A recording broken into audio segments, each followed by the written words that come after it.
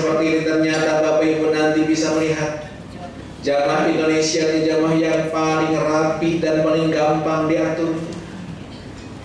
Bahkan yang namanya pengemis di Mekah Madinah itu paling senang ngelihat orang Indonesia. Kenapa? Karena orang Indonesia terkenal baik-baik, dermawan-dermawan. Padahal bisa jadi di Jakartanya pada pelit, tapi begitu sampai ke Mekah Madinah berubah jadi baik. Kenapa kok bisa begitu? Karena dulu guru kita, karena dulu orang tua kita suka ngingetin, kalau nanti punya rezeki bisa datang ke Mekah ke Madinah, ada pengemis senang minta-minta, jangan ditolak, kasih aja berapapun juga. Kenapa sebabnya? Khawatirnya yang minta-minta itu malah nikah, atau minimal Nabi Khidir. Saking baiknya jamaah Indonesia, Pak, ada jamaah yang ketika umrahnya rahimakumullah sholat asar, pulang sholat asar dia desak-desakan di pintu keluar masjid. Dompet yang dia simpan di kantong belakang tiba-tiba hilang. Pulanglah dia ke hotel, ketemu ustadznya, kata dia, Pak Ustadz, gak ada apa-apa. Alhamdulillah Pak Ustadz, dompet saya diambil malaikat, kata dia. Ustadznya bingung, balik nanya, Bapak maaf, sejak saya kecil malaikat itu diajarin ada 10. Ada Jibril, Mikail, Israfil, Israel, Munkar, Nakir, Raqib, Malik, Ridwan. Bapak, mohon maaf, di antara 10 malaikat ini mana sih malaikat yang tugasnya nyopet? Nah, para jamaah rahimakumullah, yang pasti kenapa orang mau datang ke Mekah kok sering muncul rasa takut, bahkan air mata sering berlinang. Tidak lain dan tidak bukan karena inilah panggilan rohani. Dan Allah mengingat dan Rasulullah mengingatkan kita semuanya. Ketika orang datang ke tanah suci Mekah Al-Mukarramah, itu disunnahkan mengucapkan salam tanah haram.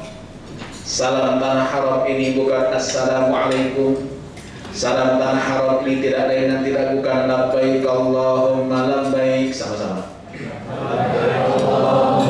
Labbaik la syarika laka labbaik.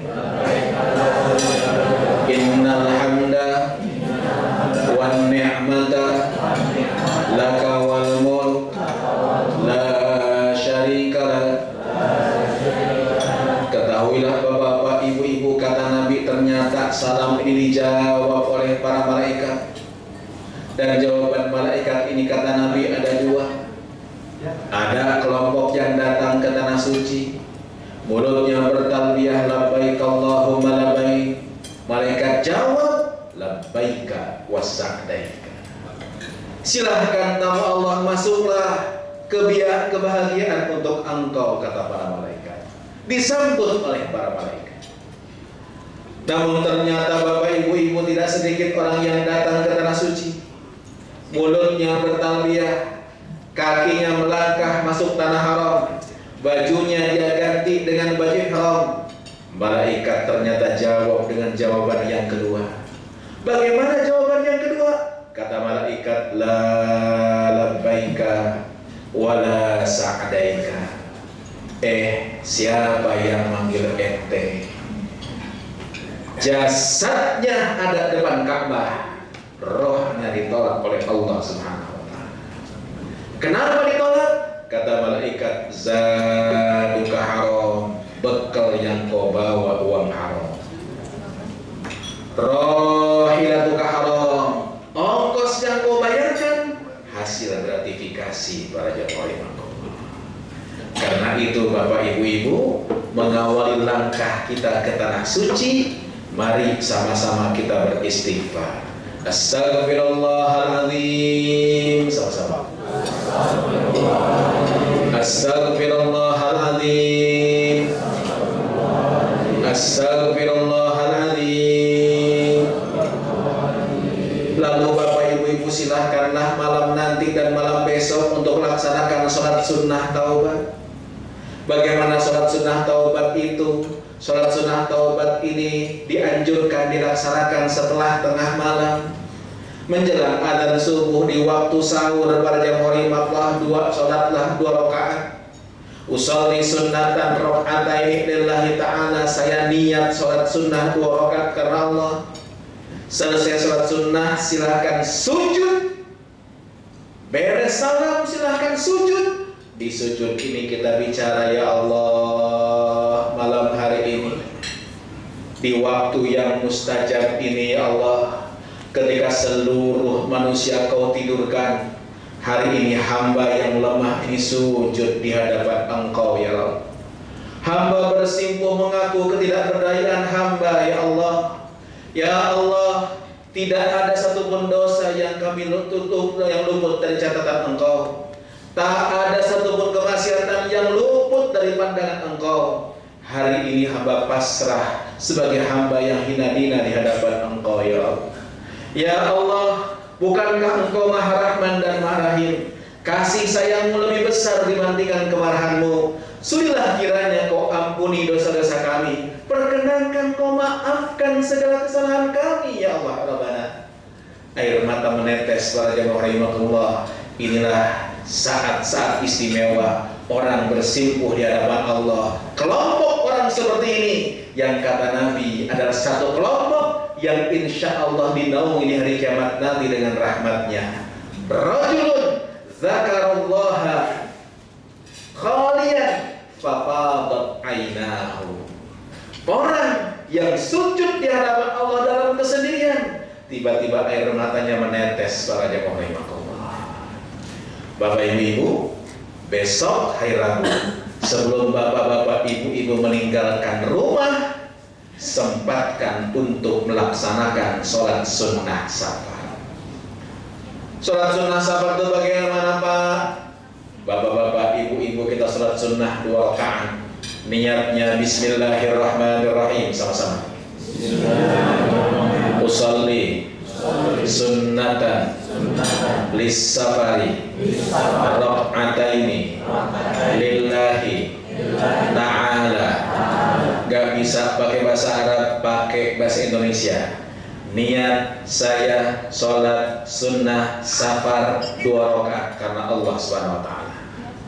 Di rakaat pertama Bapak Ibu setelah baca suratul Fatihah, Bapak Ibu silahkan baca surat Al-Kafirun. Di rakaat yang kedua Bapak Ibu setelah baca suratul Fatihah, silakan Bapak Ibu baca surat Al-Ikhlas. Tapi kalau Bapak Ibu tidak hafal surat Al-Ikhlas, boleh juga membaca surat Qul-Hu. Sama aja. Mohon maaf, saya tadi ngisi majelis taklim di Ciputat. Ternyata nenek-nenek di Ciputat gak hafal surat Al-Ikhlas. Tapi kalau Qul-Hu hafal. Nah, para jamaah rahimakumullah, hari Rabu besok insya Allah NRA ada 3 keberangkatan.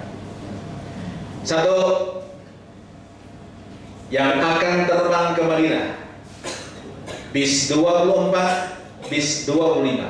Ada orangnya? Ada. Bis 24, 25. Insya Allah akan terbang ke Madinah. Terbangnya insya Allah jam 8.30 pagi. Insya Allah yang akan mendampingi saya. 2, yang akan terbang ke Jeddah lalu menuju ke Mekah menggunakan GA 980 yang akan terbang pada jam 11.30. Bis 26, 27, 28. Ada orangnya? Ada. Yang akan mendampingi insya Allah Ustadz Abdul Hanan. Tapi beliau belum sampai karena beliau di Lombok. Para jamaah Allah besok belum sampai.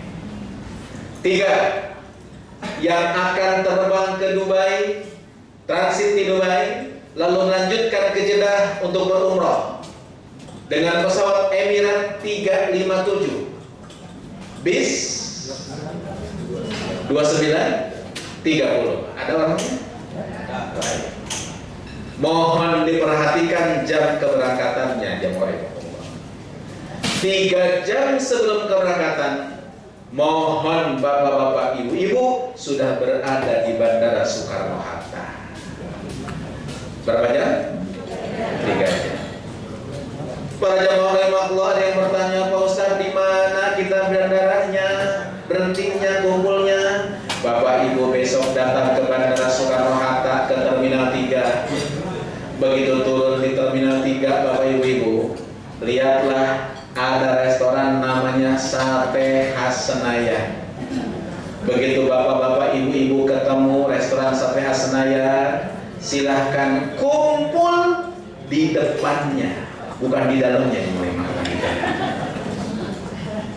Bapak ibu-ibu, koper besar mas, koper kecil masih di rumah? Koper kecil masih di rumah? Koper kecil besok sebaiknya begitu sampai bandara, serahkan ke petugas NNA. Untuk apa? Untuk dibagasikan. Asalkan satu, di dalam koper tersebut jangan ada powerbank. 2, yang terbang ke Jeddah, baik yang Garuda maupun yang Emirates, tolong baju ihramnya dikeluarkan. Baju ihramnya tenteng di tas sendal yang hitam itu, Pak. Kopernya serahkan ke petugas untuk dibagasikan. Kenapa? Sebabnya jamaah rahimahullah, supaya santai bapak-bapak turun nggak bawa-bawa koper, ibu-ibu kan keret-keret koper. Mobil khusus yang naik pesawat Emirates.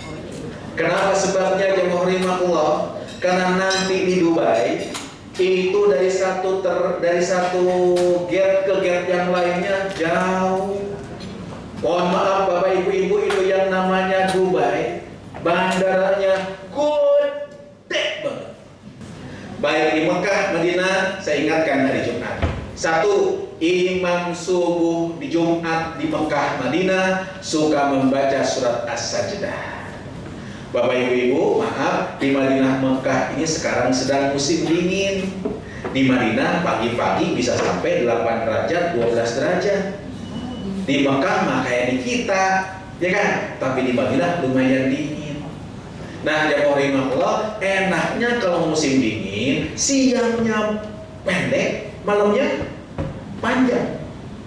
Jadi bapak ibu maghrib di Madinah itu jam 6 sore, tapi subuhnya jam 6 pagi. Di jam 6 pagi baru adzan subuh. Ini kabar gembira buat bapak ibu yang suka kesiangan di Indonesia. Ya kan? Insya Allah gak kesiangan. Kenapa? Adzannya jam berapa? Jam 6 pagi. Kalau masih kesiangan juga, emang kebluk yang mulai makan itu kan. Nah, subuh di Masjid Nabawi, di Masjidil Haram, hari Jumat, rakaat pertama imam suka membaca surat As-Sajdah. Ketika imam membaca ayat innama yu'minu bi ayatina alladziina idza dzukiru biha kharru sujjada wa sabbahu bihamdi rabbihim wa hum la yastakbirun. Imam langsung akan takbir, Allahu Akbar, tidak ruku tapi langsung sujud. Habis sujud bangun lagi, lanjutin bacaannya. Maaf, ini bukan imam lupa, tapi yang dibaca tadi satu ayat dalam surat As-Sajdah disebut ayat sajadah. Di Al-Quran ada 14 ayat sajadah ini yang apabila kita baca, kita yang membaca, orang lain yang mendengarkan, sunnah untuk sujud, baik itu dalam sholat ataupun di luar sholat. Sayangnya di Jakarta jarang dilaksanakan. Jadi begitu imam kedengaran Allahu Akbar, orang Indonesia nyangkanya ruku, Allahu Akbar, ruku semuanya. Di kiri kanan dia ada orang Arab, orang Arab itu sujud semuanya. Dan orang Indonesia ruku sendirian. Pas lagi ruku sendirian, kiri kanan sujud semuanya, dia bingung. Lagi ruku nengok kanan, nengok kiri.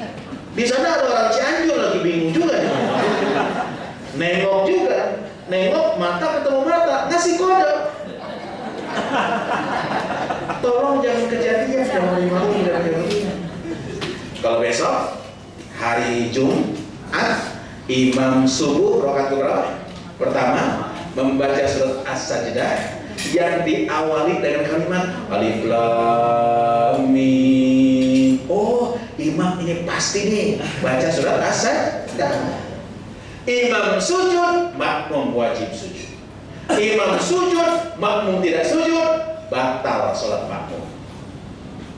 Ustaz ketika sujud baca apa? Doanya khusus.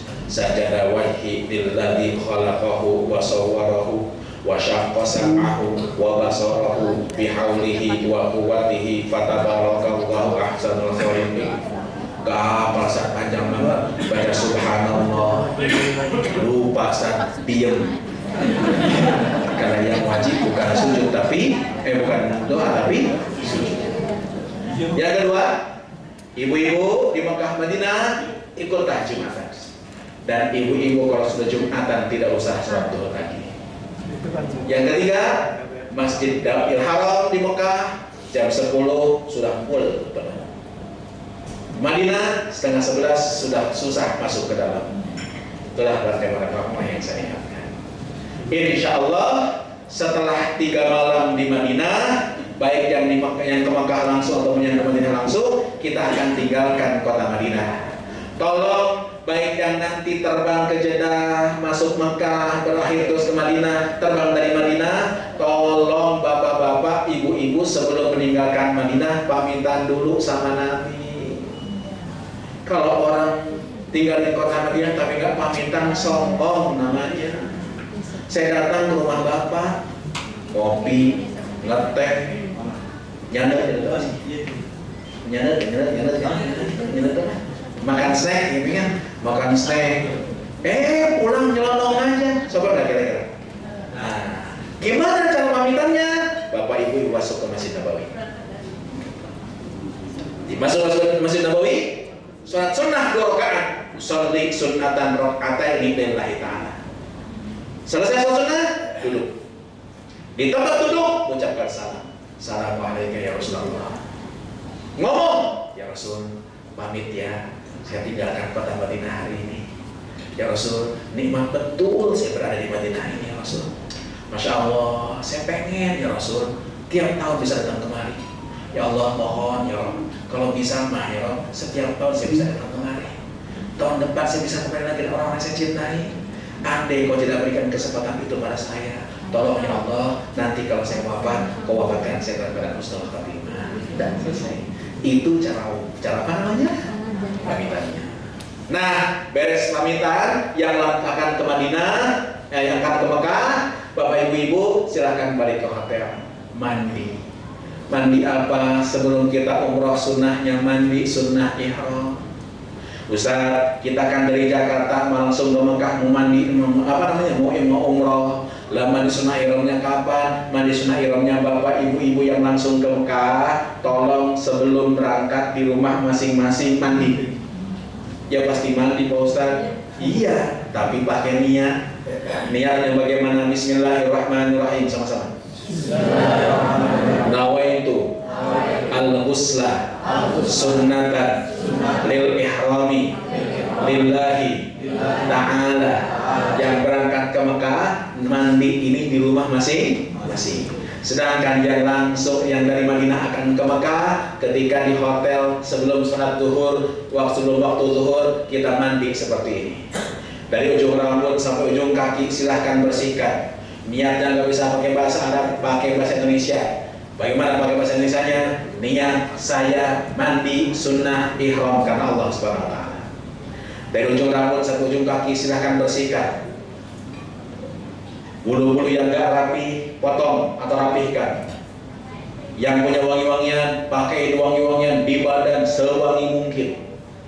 Lalu ganti bajunya pakai baju ihram yang di Madinah. Ganti bajunya pakai baju ihram. Lalu jamaah rahimakumullah sholat di Masjid Nabawi, sholat zuhur berjamaah di Masjid Nabawi. Setelah setelah sholat zuhur berjamaah, langsung sholat asar jamaah takdim. Nah, insya Allah yang dari Madinah jam 2 siang akan tinggalkan hotel. Semuanya sudah pakai baju ihram. Ibu-ibu baju ihramnya tidak disyaratkan pakai putih. Warna apapun juga boleh. Termasuk ibu-ibu yang berangkat dari Jakarta langsung Jeddah, langsung Mekah dan ihram, pakai baju RRA, sah untuk ihram. Niat yang penting bajunya nutup seluruh anggota tubuh kecuali wajah dan telapak tangan. Ini boleh kelihatan, ini boleh kelihatan. Tidak disyaratkan putih, tidak disyaratkan hitam, ya warahmatullah. Bapak-bapak 2 helai, bawahnya disarungkan, atasnya diselendangkan. Yang dari Madinah ketika berangkat dari hotel, bapak-bapak tolong sudah tidak pakai dalaman lagi. Kenapa ditekankan begitu Ustaz? Kan sering kejadian. Di hotel ada yang ngomong, Ustaz, saya sering ngobrol Ustaz, ini saya pakai celana dalam. Nanti aja dari tempat mikot, buat saya copot ya Ustaz dia. Gak apa-apa Pak. Rupanya dia lupa. Bisnya ada 2 kayak begini. Berangkatlah kita ke Mekah. Dia turun, nengok ke belakang. Di belakang, bis saya turun. Bis saya sampai, saya turun. Nengok ke belakang, dia lihat muka saya. Begitu dia lihat muka saya, dia baru ingat celana dalam. Dia datang, Ustaz, saya masih pakai celana dalam. Saya udah copot celananya, bayar dam. Bapak-bapak yang ke Madinah besok, hati-hati. Besok jam 2, hari Sabtu kita akan tinggalkan kota Madinah. Ketika Bapak naik ke bis, di pintu bis, saya akan berdiri di situ ngerazia bapak-bapak.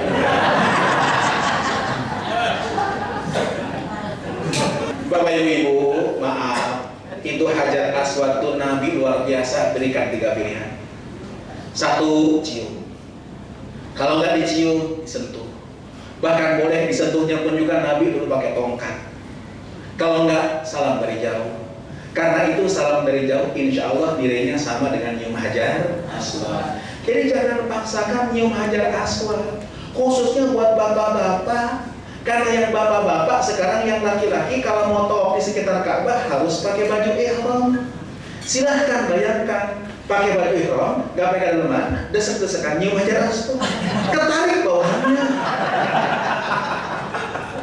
Kiamat Sugro nih mau. Jangan juga kejadian ketika sebelum pandemi. Sebelum pandemi Nyium Hajar Aswad itu bebas pakai baju apa saja. Jam 11 malam saya masuk ke Masjid Nabawi Haram, di halaman ketemu jamaah kita. Nemteknya kayak merah gitu. Itu bajunya berantakan. Kancingnya copot semuanya. Sakunya sobek. Rambutnya aut-autan. Penasaran saya tanya, Bapak dari mana itu teh? Sampai sobek kayak begitu semuanya. Habis tawuran? Bukan. Habis nonton Persib kan? Enggak, bukan. Kenapa itu tuh? Ya Allah Pak Ustaz, saya habis nyium Hajar Aswad. Desek-desekan Ustaz. Berat. Begitu dekat Ustaz, orang Mesir desek sebelah kanan. Ya udah saya pukul perutnya Ustaz. Yang mundur ke belakang. Udah dekat lagi Ustaz, orang ini desek kepalanya Ustaz. Saya sikut kepalanya Ustaz. Yang mundur ke belakang. Akhirnya itu Hajar Aswad terbuka Ustaz. Saya ciumin Ustaz, nikmat betul Ustaz. Saya hanya komentar, hey man, how can you get beauty if the way is not beautiful? Tolong jangan paksakan nyium Hajar Aswad yang sunnah, tapi lewat jalur yang haram. Tolong gak wajib baca doa. Yang sunnah dibaca cuma tasbih, subhanallah akbar, subhanallah, walhamdulillah, wala ilaha illallah, Allahu akbar, la haula wala quwwata illa billah al-aliyyil azim. Sepanjang tawaf ini sunnahnya tasbih. Kecuali begitu sampai kita di rukun Yamani. Rukun Yaman itu sunnahnya disentuh. Tapi nggak mungkin kita tiap putaran nyentuh rukun Yamani. Lalu bagaimana dong? Angkat tangan, tapi nggak usah dikecup. Di Hajar Aswad angkat tangan sambil dikecup. Rukun Yamani tidak dikecup. Sambil baca doa Rabbana atina fid dunya hasanah sampai terakhir para jemaah rahimakumullah. Kalau sudah 7 putaran supaya tidak tabrakan, silahkan doa. Doanya di mana? Bapak lihat ada Hajar Aswad. Sampingnya ada pintu Ka'bah. Antara Hajar Aswad ke pintu Ka'bah ini namanya multazam. Apa? Inilah tempat yang paling mustajab. Silahkan doa di sekitar situ. nempel di dinding Ka'bah, bagus. Gelantungan di pintu Ka'bah, bagus. Susah ke daerah situ, nempel di dinding Ka'bah, mundur ke belakang, mundur ke belakang. Yang penting searah. Inilah area Mu'tazam, tempat yang paling mustajab. Saya kalau habis tawaf dengan jamaah, saya pimpin doa di Mu'tazam. Beres doa saya katakan, Bapak Ibu silakan doa masing-masing. Mungkin Bapak Ibu punya hajat masing-masing. Saya mundur ke belakang, lihatin jamaah, mungkin mereka doa. Tiba-tiba saya lihat ada ibu-ibu di Mu'tazam nggak doa. Yang lain doa, bahkan pada nangis, dia bangga. Dia ambil buku dari tasnya, itu buku dibuka, ditutup, diangkat tuh buku begini. Saya deketin, Bu, Ibu tahu nggak? Antara pintu hajar, ada hajar aswad ke pintu Ka'bah tuh namanya Mu'tazam. Arti Mu'tazam tuh pasti orang doa di sini pasti dikabulin sama Allah. Ibu doa, Bu, bukan ngangkat-ngangkat buku. Si ibu jawab, Ustaz maaf, ketika teman saya, saudara saya, tetangga saya tahu saya berangkat umroh, mereka tuh nitip doa. Doa ditulis di buku. Saya pusing bacanya, Ustaz. Tulisannya beda-beda. Terus ngapain? Saya angkat tuh buku, saya ngomong, ya Allah, isi buku ini titipan doa teman saya, saudara saya, tetangga saya. Tolong ya Allah, Engkau yang baca satu-satu, jangan dipraktekin besok. Dititipin doa kan, Bu? Kalau Bapak itu dititipin doa, duduk di Masjid Nabawi, duduk di Masjid Haram, i'tikaf di situ, baca satu-satu, itu amanah. Bapak Ibu, suratnya terserah. Lalu setelah sholat duduk lagi itu di area Maqam Ibrahim. Dekat area Maqam Ibrahim ini tempat mustajab. Lalu sunnahnya cari air zam-zam, minum air zam-zam. Sunnahnya jamaah rahimahullah doa dulu dan menghadap kiblat. Bismillahirrahmanirrahim, sama-sama. Allahumma inni as'aluka ilman nafi'an wa rizqan wasi'an wa shifaan min kulli da'in wa saqamin bi rahmatika ya arhamar rahimin. Bapak Ibu doa dengan doa maupun juga boleh.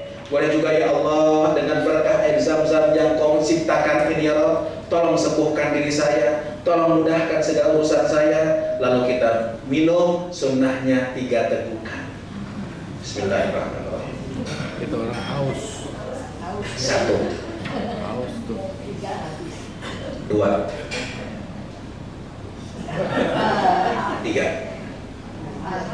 Alhamdulillah. Makruh kalau minumnya kayak begini. Bismillahirrahmanirrahim. Haus ya.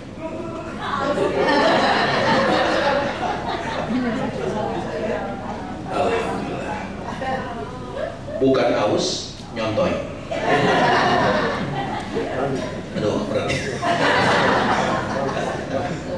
Nah, para jamaah rahmatullah, beres minum air zam-zam, cari tempat sa'i. Para jamaah rahmatullah, rukun ketiga dari umrah ini sa'i. Sa'i itu jalan dari Shafa ke Marwah. Jarak Shafa ke Marwah itu 400 meter kali 7, 2,8 kilo. Sanggup? Sanggup jalan?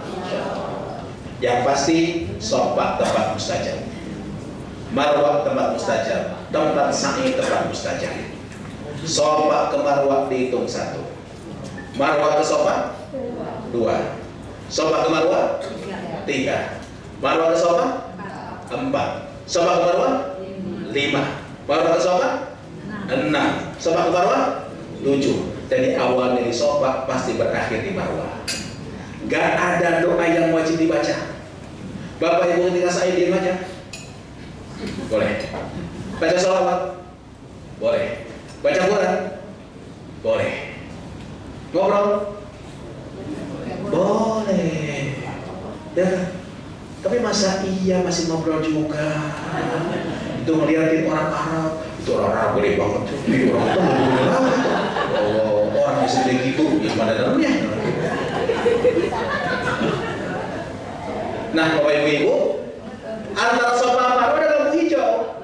Namanya Batul Wadi. Apa betul itu? Bukit tengahnya lembah.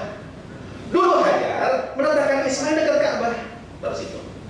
Nah, Hajar ngecek dulu ke sofa. Oh, anak saya masih ada.